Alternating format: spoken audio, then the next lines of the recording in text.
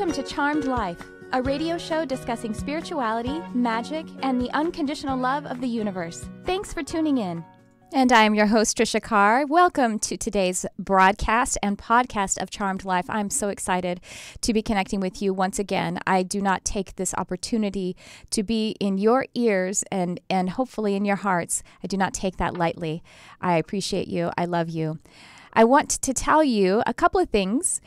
First of all, that my website is triciacarcharm.com, and on there I have my one-on-one services. I work with animals and I work with individuals with intuitive coaching, mediumship, and animal communication as I work with animals. So I would love to direct you to my website if you're interested in working with me. I do one-on-one sessions. I'm opening up more spots in my calendar ongoing for this, so I hope you'll go check that out on my website. Additionally, on my website, if you go to work with me, you'll find a drop down that says Healing Arts Academy. And I have many classes that are on demand, as well as many that tend to be going live. For example, right now, I have my Archangels and Universal Laws 7-class series about to start. This is a master series working on a lunar cycle every month for the next 7 months, and you can cherry pick, and you can just go to whichever ones you want. If you want to go to You can go directly to triciacarcharm.com/AA-UL. This week is the first class, and it is going to be presented live with Q&A, and you don't have to be there live because the replay is available to you, as well as Q&A in my Patreon community, which is how I'm hosting it. Go to there. If you wanted to go, and you can still join for this coming week's class, just go ahead and join the way that you'll be guided to on the page. And this week will be the Law of One, which is the universal energy of all is one and there is only one energy, and also the Archangel Michael. So with that, I want to direct everyone's attention to what a spectacular day this is on which we are broadcasting. This is actually broadcast live, but of course you can listen to it in the archives on podcast outlets, on iTunes by searching Charmed Life with Tricia Carr, or on my YouTube channel. That is youtube.com/Tricia Carr. But today is 11/11. It's November 11th, 2018. And this is a really powerful day of manifestation. I wanted to point the awareness to that because besides it being the date of today, 11/11 is a very common awakening call for folks who are interested in the stuff that I'm doing here, quite frankly. And so specifically today, or I should say what the number 1 is about, it reminds us that we create our own realities, our thoughts, our beliefs, our intentions, and our actions. It also brings us to the awareness of unity with the self, so integration with the self, because, we have two of us, right? We think, I am myself, me, and what I think about me, and what I am creating. So these are always the awareness of the self. We are the seer and the seen, and so it is the unity of the self, as well as the unity of the one with the all, and the all with the one. So that is how it is a very powerful creative number, because it is the essence of the beginning, of the omega, as well as the alpha. It is the all and the one. And so many of us will see 11/11, whether it is as you're approaching some kind of awakening, we have an awakening experience. It's a journey as well as these big events.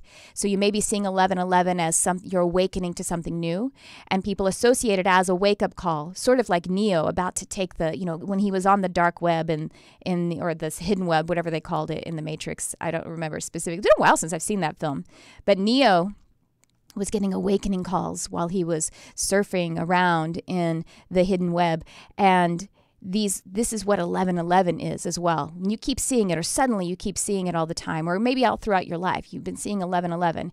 It's a code of activation as well. Besides being just something to bring your awareness, to pop you out and bring you into the presence, it really kind of wakes you up into, wow, right now, this is now. And so it does infuse into you a code of activation, or a code of consciousness. It unlocks your subconscious mind. And why this is powerful is because your subconscious mind is where the individual you meets the all. The one meets the all. That is the plane of creation. It is the causal plane. It is the essence of creator. And so 11/11 is a portal for creation, a portal for powerful manifestation. So as this is the day that we're recording on, this is a powerful day because this vibration is being offered to us. So you can take a moment, you could take an hour, you can take whatever time you give yourself permission to do it, or many times throughout this particular day of 11/11, and manifest from that space of creator essence. So it means you have to feel deeply into who you are. You have to get in touch with your heart. Isn't that beautiful? Isn't that gorgeous? And if you're seeing it tomorrow on the clock, or you're seeing it on a delivery truck driving by, whatever it is, it is, that vibration is powerful every time that your awareness is placed upon it, and it is a co-creative experience with the universe. It points that out to you. Today, 11/11 being the date, it also resonates with the number 4. And the number 4 is about practicality, organization, exactitude, service, patience, devotion, and also pragmatism. And what's cool about that, if we think of the expansiveness of creator essence, everything is possible. But then we start to organize it into a story. And that's indeed what we are as physical incarnated beings.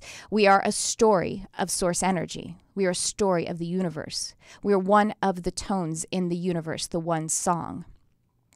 It also resonates, this day resonates with the number 5 because it is 11/11/2018. So when you reduce the 8 and the 2, you get another 1 because it becomes 10, it becomes another 1. And that's about adventures and new beginning. It isn't that the next step from the essence of all possibilities. The very next step of creation, of manifestation, is adventure, freedom, new possibilities. And then it also today resonates with the number 6 because if you reduce 11/11/2018 all the way down to single digit, it is the number 6. 6 is unconditional love, balance and harmony, domesticity, and empathy. Oh, what a fullness we can experience in this day. And so with that, I bid you happy manifesting and welcome you to continue listening because I have a very powerful manifester on the show today. And we did indeed name this episode Manifestation and the Law of Attraction. My guest today is passionate about animals and nature, Reiki, meditation, and sustainable farming. Oh, I'm so excited to connect with her, and her name is Catherine Wortmann. Welcome, Catherine. Hi, Tricia. Happy 11/11. Happy 11/11. I love that.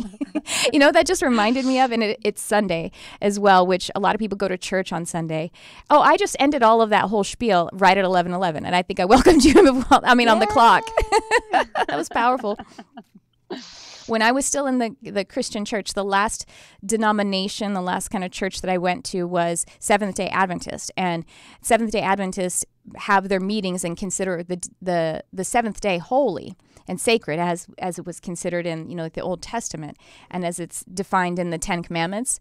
And people would, when I first started going to that church, we would show up and they would say, "Happy Sabbath." And I thought, oh, what a funny thing, because I never heard that. I thought that's such a funny thing to say because in other Christian churches, they didn't necessarily say Happy Sunday.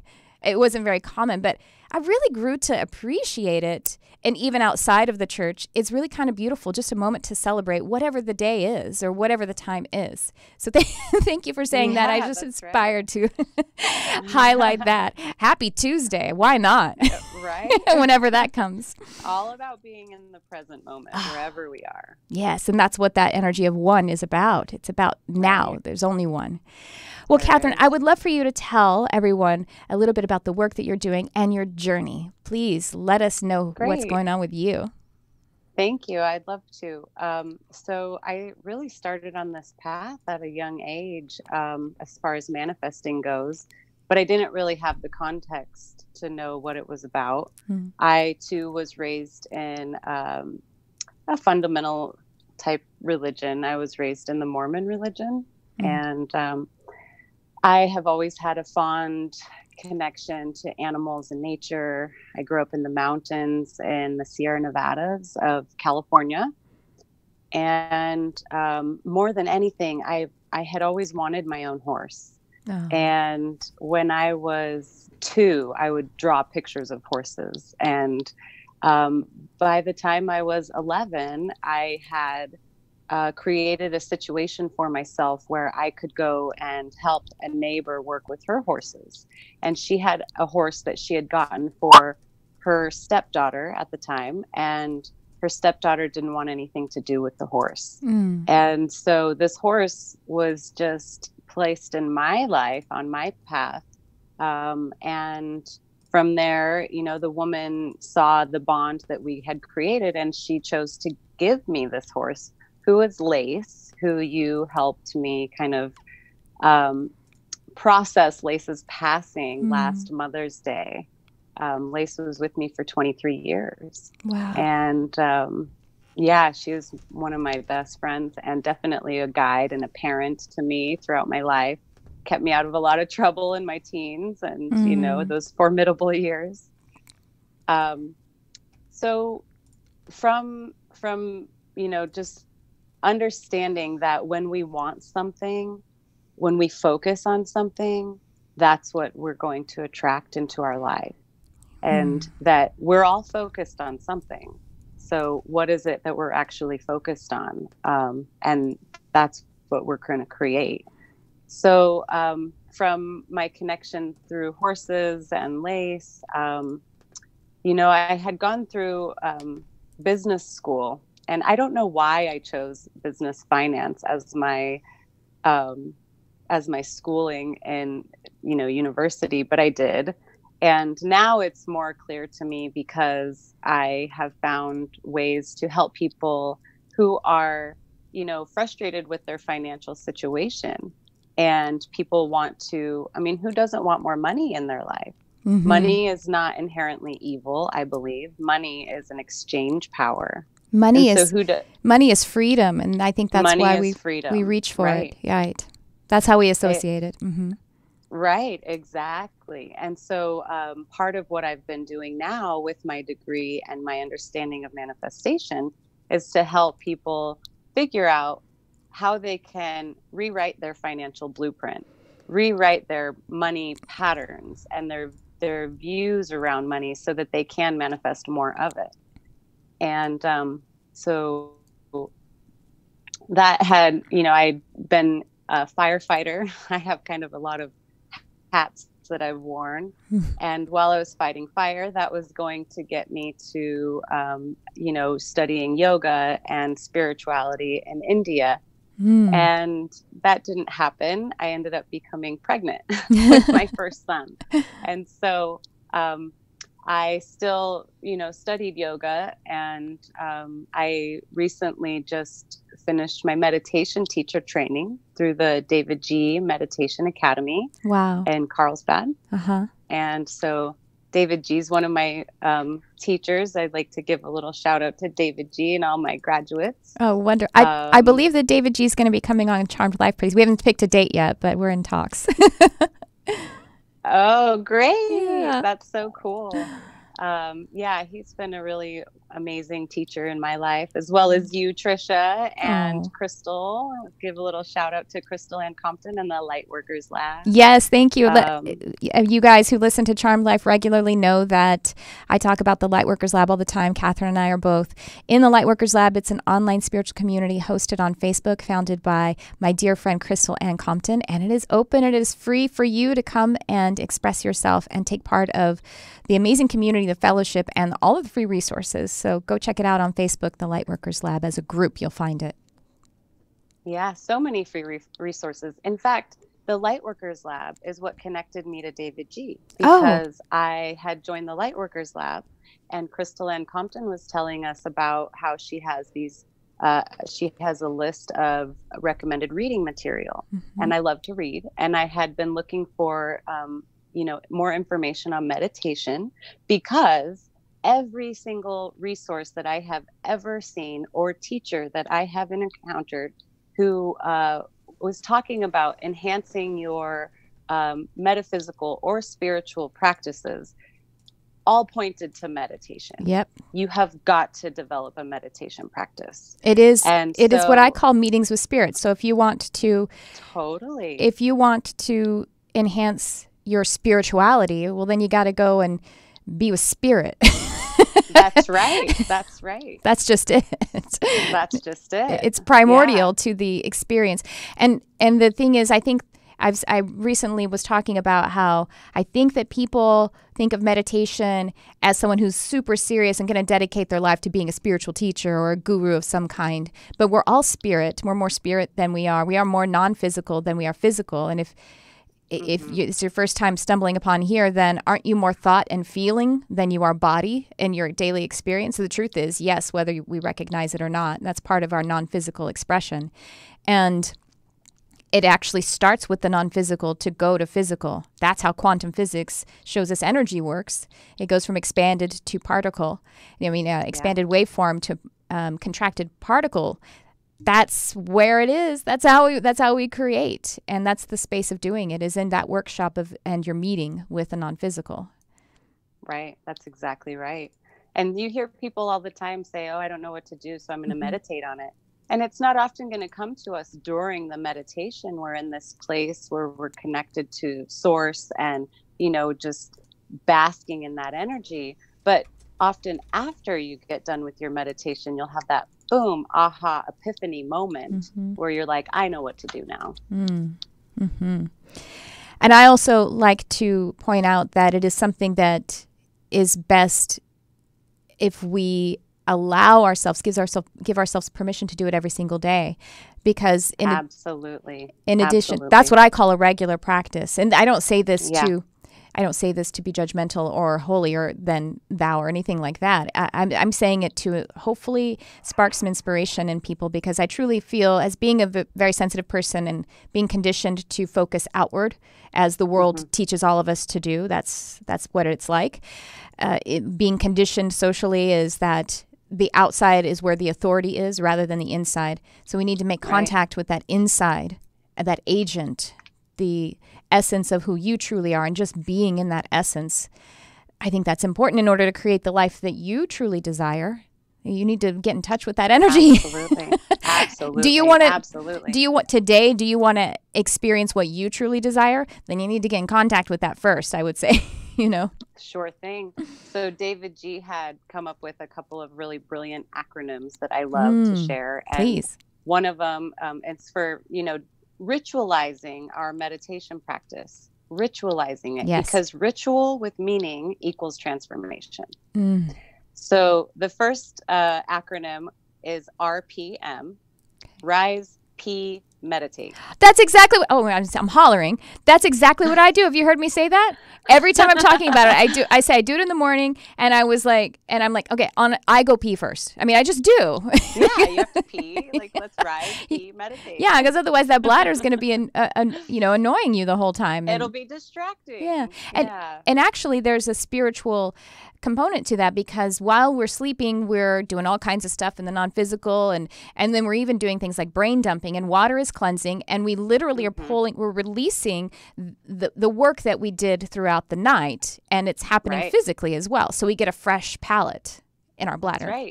That's right. And then, I mean, that gut intelligence is a thing. Yes. So then we also get to set our slate clean and set an intention for our day and move into our day with a clear mind and a clear intention for manifesting. Yes. What exactly do we want to bring into our day that day, every day? And then the other acronym is RAW, right after work. Oh, I see. So, the bookends of our day are the most ideal times to, then when we do it right after work, if you have kids, you can go home and not have to bring home with you whatever you've encountered for the day. Yes. You clear that slate once again for restful sleep. You don't bring your day's issues into your sleep. You can do your sleep work and your dream work with that slate being nice and clean. It will really improve those who are having sleep issues. That second meditation of the day really helps those kinds of problems. And it's grounding, when we do it when we are entering the day, we're entering work, if we want to say that, because we rise, pee, and then meditate. This is the expanded part. This is the intention. This is the POW going into the experience. And then when we've completed the work, or maybe we're going into the work of a different kind with family or something, but still completing that cycle, it's really closing that cycle and bringing it down to earth. And I think that's really a great way to then start a new intention, which could be sleeping or eating dinner or being with your family. But otherwise, you're not going to really be present. Your brain can still be, or your conscious mind can still be working on those scripts throughout the day, but we need to put those down. We're no longer working on those right now. They're in the past now. Mm-hmm. Right. They're in the past. They're already created. They've already been created. So done. let's be in creator essence again by closing that loop, I think. Yeah, I love that. We've got RPM and RAW. Is there another one? No, those are the main ones. Those are the main ones, the bookends of the day, which also we know in the spirituality world that those are the best times to connect to source, because the veils, just like fall and spring, like dusk and dawn, are those times when those realms are a little bit more available to us. Yes, right. Because it's easier to connect energetically. And what that is, I was just talking to my husband about this yesterday. You see, we think of this is a dual experience. And I was just saying that energy is expressive in two dynamic ways. So we have the expansion and the contraction, but really it's three ways, because there's an apex of it. There's positive and negative, and I don't mean that as emotionally loaded. I mean like creative or materializing and dematerializing. Both processes are important. The expansion of the breath and the contraction to release the breath. But there is an apex between there, which is neutral. And that's a really satisfied place. And actually, I believe atoms, have positive energy, negative energy, and neutral energy. That's actually, we're a triune being, and this is a triune experience. And that apex is that place where the light is transitioning, as you're saying, and the elements are transitioning as well. And it's highly creative. And of course, in mysticism, we say the veil is thinned, and that is true. We feel the release, and we feel the onset of something new. And it's very satisfying, like I said, yeah. And when we're satisfied, we're in allowance. I think that's, you know what I mean? Like we're really open. Open, exactly, exactly. So, what else did you learn? So when you did the training, was this to be a teacher, or is this for your own practice? What were some of the things that you learned? Yeah, I mean, I'm already a yoga teacher, and that's what I do full time. I hold 3 classes in the studio that I have in Groveland, California, where I live. It's up by Yosemite National Park. It's a very beautiful little sweet spot of the universe. And so I also am going to be launching a YouTube channel soon for meditation. I'm a Reiki practitioner. But as a yoga teacher, I mean, if you look at the 8 limbs of Ashtanga yoga, 3 of them are surrounding meditation. And so I knew that I had to up level my own meditation practice, and B, I would love to be able to share this with others. And so I from reading Crystal Ann Compton's recommended resources on the Lightworkers Lab, found David G's book titled The Secrets of Meditation, and I downloaded it as an audiobook. And he talks about on the audiobook about, if this is resonating with you in any way, consider becoming one of my certified teachers. Oh, cool. And so I definitely got on his website, and then, the rest is history. Maxed out one of my credit cards to join the class. And so, yeah, it's a 16-week program. The last week of it is a immersion portion of it, where we go down to his place in Carlsbad called the Sweet Spot, and it's right on the beach. We're waking up at 5:25 a.m. to be down on the beach meditating with the sunrise at 6 a.m. every morning, with Mama O, the ocean, just right there, that rhythm, it's like, oh, what a trance.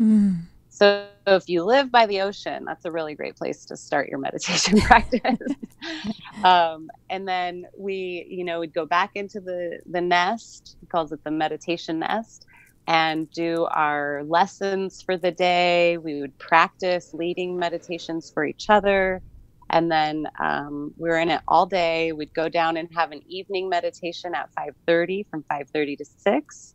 And then come back in after dinner and do one more session that evening. So we were in it from, 6 a.m. until usually around 9 or 10 p.m. So that's also sleep deprivation. Right. It's true. Well, there's something to that. There's something that is called, I have a bachelor's degree from the University of Metaphysics. I've just completed it. Hooray. And in UOM, Dr. Masters is actually the name of the person who founded the University of Metaphysics. Isn't that funny? Dr. Masters talks about the what's it called? The exhaustion principle. And the exhaustion principle is essentially when maybe we experience deeper kinds of states of spirituality or mysticism or, in our meditation when we're deprived in some way. And that could be by sleep, or it could be by food, or by illness.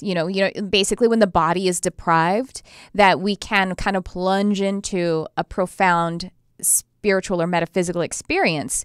Of course, that isn't sustainable, and it isn't even necessary or recommended. But the reason that happens is because we are triune beings. We are body, mind, and spirit. And so when the body gets so that it has to release, then the mind and the spirit kind of pop up, and they have to kind of, the body and the orientation to the physical experience has to stand down a little bit. And that's why fasting is something that people will experience, will provide that experience for people, or even an extreme diet of some kind.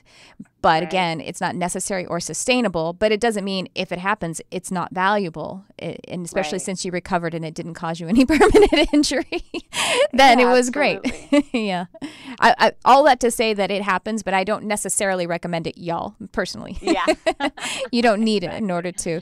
You don't need it. Yeah, you definitely don't need to do that. But I would say definitely ritualizing a meditation practice in our own life is certainly something that we should do if we're considering a spiritual path, or even just want to, there's something in your life. Like if you're not saying, heck yeah, I'm stoked about every part of my life, then there's something that's just not working, like something that we could release. And oftentimes those old, kind of preconditioned patterns, they're not even ours. Right. We got them from our parents' parents, past lives. Who knows where they came from? And if so, something's in your life that's not resonating, like let's develop a meditation practice so we can get through those veils and figure out what it is we need to change. Oftentimes, I'll ask people, what is your heart's desire, your sankalpa? And a lot of people are like, I don't even know. Right. So how could you change anything, or how could you manifest what your desires are if you're not even in touch with that? This is something I said with I have another show, by the way, you guys. I hardly ever mention it on Charmed Life, called Enlightened AF. It's a comedy show, and I love that show. Thank you. It's not. I'll just give you a clue. If you know what AF means, that'll give you an idea of what the tone is. It's comedy, but we talk about spiritual stuff too. But we kind of do it from the more randy side of things. Anyway, I was talking with Aidan Demarest, who's my host partner there, about what you just were explaining. If we don't kind of know what our heart's desire is, we start with feeling it, but we allow that feeling to start to create form. But if you don't have an idea for what the form is, and the form is, again, a ritual, essentially, then it's like sitting in a restaurant and complaining to the waiter that your food hasn't come. And the waiter's like, well, you haven't placed an order yet. I don't know what you want. Yeah, exactly. Exactly. And then I was telling him, then sometimes we ask for something so general and then complain that things aren't specifically different in our life. Like we say, abundance. And then that's like sitting in front of the waiter and saying, I want something that's good. And the waiter's like, we have a whole kitchen of good. Tell me what you want from it. Specifically. That's right. But the meditation practice helps you to... Yeah, sorry. I want to say the meditation practice helps you to go on that journey of getting it specific and feeling into it. That's right. Yeah. That's right. Go ahead. I'm sorry. I didn't want to interrupt. Who you are. Yes. Well, that brought up a point for me that I've learned also in this in these practices, is that when we're complaining, we're actually kind of putting poo out into the universe in essence. And so that's what you're going to get back. The universe does not differentiate. Like if you're if you're continuously, and I've done this, I'm not saying I don't do this, but I'm trying to become more aware of it. And I want to help people realize if they're doing this, like, let's maybe make a change. That, if you're kind of in victim mode, kind of things are always going bad and you're just kind of putting that on everyone around you, then the universe is just going to keep giving you that back. Because we have free will, and as you're, or it doesn't. So therefore, we get to create whatever we want. And if we keep placing the order for something, let's say we have an allergy, but we place the order with the waiter, he's not going to say no. It's not his business to. He's not going to say. We get exactly what we want. We really do. Right. And the universe, even though sometimes we get saved from some things, that's because we've actually placed that order as well, very covertly to our conscious mind. But we're absolutely welcome to create more shit, like you said, if we want to. Yeah. Right. That's how benevolently, in allowance, that's how much we're trusted as creators. I think that's pretty cool. Think about it. Really cool. Really cool. But I mean, if we're not aware of it, then it's also, it could be detrimental. Of course. And it's not in alignment with who we are. Mm-hmm. That's right. That's absolutely right. So I think one absolute profound way to enhance your meditation practice, if you already have one, is when you sit and ritualize it, like we talked about. Find the space, the place in your house, or go outside, wherever you're going to do it. But then when you sit down to actually do it, don't just plop down and just your thoughts are going to be going crazy. We have a beautiful mind that's meant for thinking. Mm-hmm. And so to be able to, recognize that we have to kind of train the mind to turn off. We have to turn that tool off.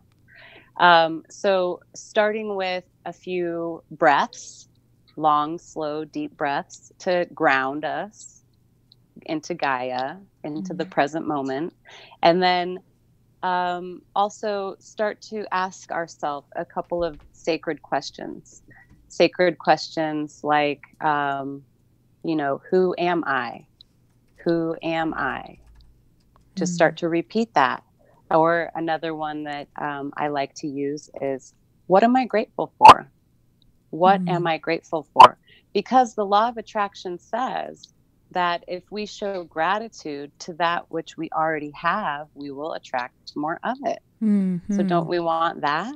So let's start our meditation with gratitude for all that we already have, attract more.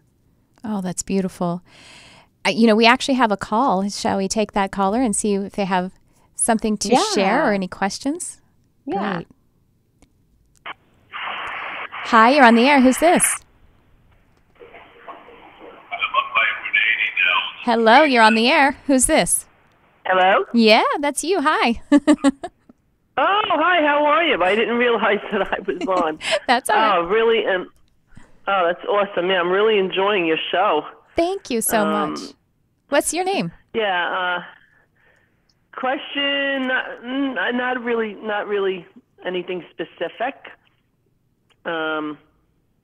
More about, I guess, like finances and stuff like that. And when I'm listening about the meditation, that's definitely, I think, the way to go.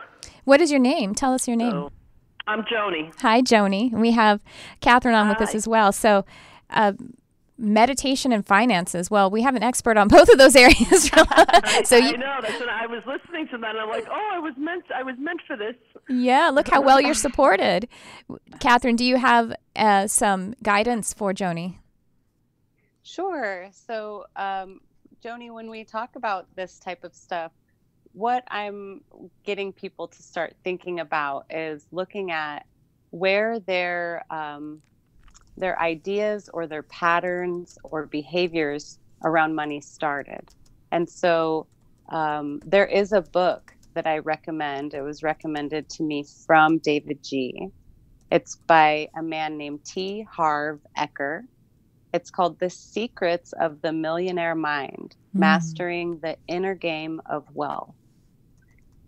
This book has a lot in it, but what it does have is it has some mind kind of tools that help us to start to look at where these patterns originated from. And then it also has some proclamations. He calls them proclamations as opposed to affirmations, but they're kind of the same thing, where you'll literally put your hand on your heart and say these words to yourself in the mirror to start to train your mind to think a little bit differently about money, more in an abundance mindset as opposed to a poverty mindset, because we know that money is an exchange power. Money is abundant. They're printing more of it all the time. And that it is, something that we can just tap into if we're open to it. So that's very helpful. Joni, the message I have for you from your guides is to give yourself permission to wish and hope and reach for more. And even just taking time in meditation to imagine and play in the energies of a story, a fantasy that you create that really alights your heart. And of course, we release the details of it, because when you then connect to the allowance and the co-creation with the universe, then beyond your wildest dreams literally can happen. But start with your wildest dreams right now and give yourself permission to allow that to know that it's possible. Whatever is in your life that you want to change, just have I wonder if it can be different. Open that door a little bit for yourself, just in your heart. And additionally, they say that it seems like a paradox, but to actually work on this financial thing is to take more time to relax and celebrate. And that feels like, but I'm supposed to be working really hard. But actually, sometimes we need to unplug from that, and that's going to put you more in the essence of being able to have the one single creative thought that can change your whole life or bring a windfall of financial prosperity. So taking that time to actually take some of that time that might be occupied by stress and worry and working in ways that is actually not productive. They're counterproductive. Celebrate and relax more, at least on a daily or semi-daily pattern, I would say. Does that make sense to you, Joni? It does. I never really, I never had a focus on money, and now it's like all I'm thinking about, because I was financially doing okay, and then I had an immense grief that came over me for the last couple of years. So, and it really affected my finances tremendously. So Absolutely. Now I'm just thinking about money and bills and this, and it's so stressful. Right. It's incredible. It is one of the biggest stressors, and it's as we know, one of the biggest reasons that relationships fail, and it's a big reason that people end up depressed and ultimately sometimes suicidal. I never had to worry about. I never had to really carry on, and I always felt money was great. You make money, you make sure you can pay your bills. Money to me always came last. I never focused on it.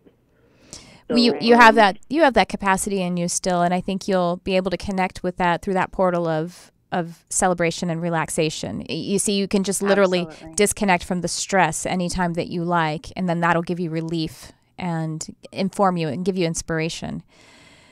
So, well, thank you so much for calling, Joni. I really appreciate you listening. I'm definitely going to do the meditation. Absolutely. Wonderful. That I think would be key for me. Absolutely. And listening, listening to your background was just like amazing. So, yep. Thank you. Well, thank you so much for taking my call, and you guys have a great day. Thank you. Thanks for listening. Thanks, Joni. Keep listening. Bye. I'm sure Catherine has a lot more to share with us. You were talking. Now we talked about how much you love animals, and you have a farm. Yes, you have a sustainable farm. I do. I would love to hear more about all of that. Your work with animals and with nature. Because of course, that's you and I jibe on that very profoundly. Absolutely. And I took your. I've taken 2 classes from Tricia Carr. I took Meet and Work with Your Elemental Guides. That was an amazing course and highly experiential. Meditation really helps with those kinds of experiences, as we know. Yes. And I learned how, there's fairies that help me on my farm. Yes. And they help protect my animals. And I can call on them. And, it's also, I've taken with you an animal communication course. And I was during my David G training that I took that class. Oh, they overlapped. Yes, they overlapped. So I was in David G's training while I took that class too. So it was a lot of coursework during those 4 weeks that I was in your class. But wow, it was so transformational. And now my animals and I are even more connected, because I realized that I had always kind of been communicating with my animals. I've always been open to it, but it wasn't until I had the context to like really figure out, what and how and why and that kind of stuff. You gave it a lot more depth and understanding. So my farm is in Groveland, California, where I live. And my husband is my head mucker. Thank you, Jamie, my love. He is like the best farmer in the world, and I couldn't do it without him. We have a flock of laying hens, and they're all happy. We call our farm Namaste Farm. And we sell our eggs in a little local coffee shop in downtown Groveland called Mountain Sage Coffee. And our hens are fed an organic diet that's free of soy and wheat. And they have really limited access to corn. We give them a little bit of chicken scratch as a treat, and their corn is one of the things in that scratch. There's many other seeds to it too. So people with dietary restrictions or severe allergies to wheat, corn, and soy, which are like the main allergy problems these days, can buy our eggs and not have any consequences. We have a miniature pony or a miniature horse. We have a donkey and 3 dogs. Our cat, Conyer, is BB. BB, you've met on your show or during our class. Yes, there's BB. Oh my gosh. He loves Tricia. I love that so much. We're laughing right now, if you're listening, that there's a picture that Catherine sent me of BB standing on the computer watching me teach. Watching Tricia teach. And that was every time. And if I would do the class and he'd hear your voice come on, he would squawk and just make so much noise in his cage until I would bring him over and let him participate. Oh gosh. I've never had a conure. I've had cockatiels and parakeets, and I grew up with an Amazon, and I've always wanted a conure. And I've always had this vision in my mind of having a son conure and teaching him Spanish for some reason, teaching him some Spanish words, teaching him like pajarillo mío or something. I don't know why. Since I was in my early 20s. Yeah, that's great. I love conures. They're so sweet. Well, that's come to you when it's ready. I would love to point out something that you talked about, the soy, corn, and wheat being common allergies in modern times. And some people, I hear them kind of recognize, well, why is everyone having that now? And well, there are a couple of reasons that I love to talk about, because actually the elemental spirits, the nature spirits, are really passionate about this as well. And the reason that is, well, first of all, potentially our parents and our grandparents did have some sensitivity to it, a greater sensitivity to it than they recognized, but it wasn't out in the collective consciousness. So as just an element for us to potentially have reaction to, it actually makes a lot of sense. This is from my gastroenterologist. He says, because we've only been eating grain for about 30,000 years, and our bodies evolve at a much slower rate than that. Just like the reason why we all have messed up backs is because our bodies still want us to be standing up and throwing spears to be able to, live our lives, but we hunch over a phone and a computer all day long, and that's contrary to what the anthropological evolution is fostering. And so that's thing one. But thing two, which is even more telling of why it radically showed up in our collective, is because of genetically modified foods. And I'm just going to go ahead and call out the company Monsanto being the one that is Roundup Ready, being the one that is most it is the one. And this isn't, I'm not saying this from a place of negativity or defensiveness. I just want to bring some awareness around it. And I actually know people who have farms who use Roundup Ready, and I love them.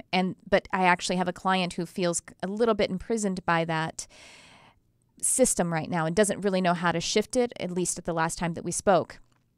But the reason, there's a very logical reason for it. That genetically modified Roundup Ready is made so that critters can't eat the plant, meaning insects, but like rodents and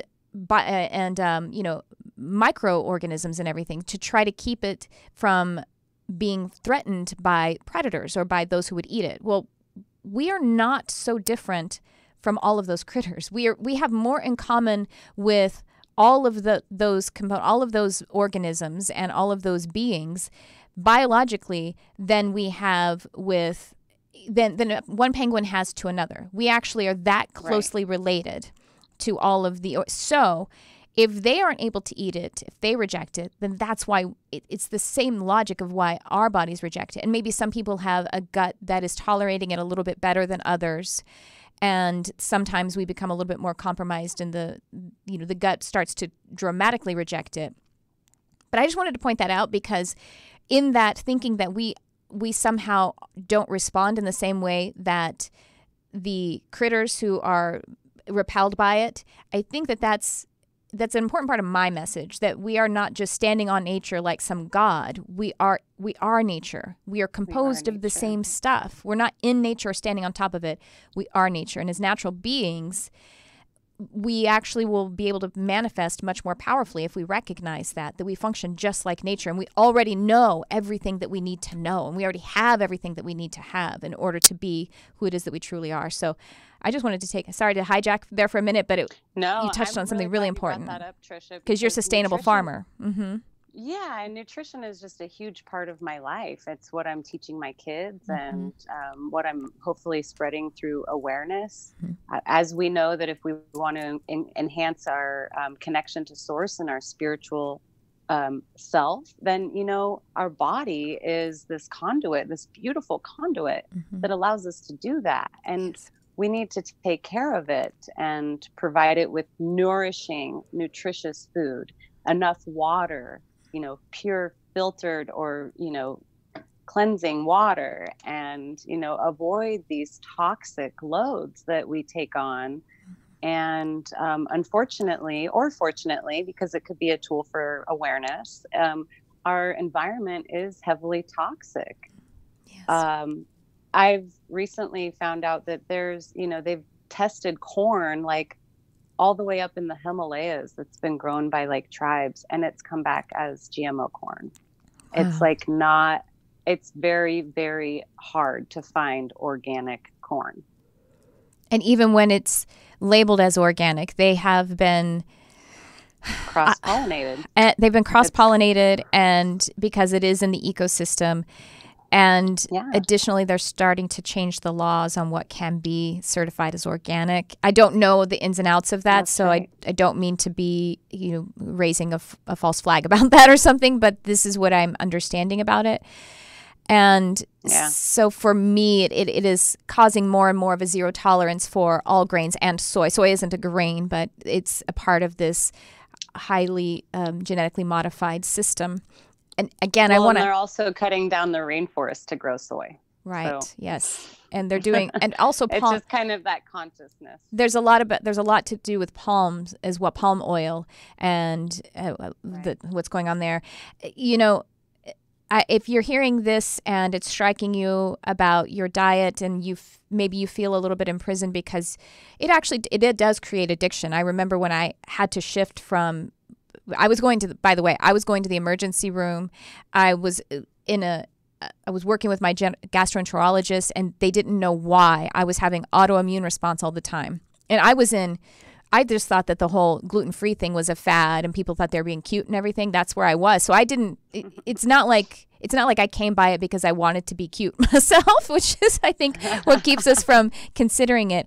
It became absolutely necessary, and I tried it for a month, and I thought. I was reborn.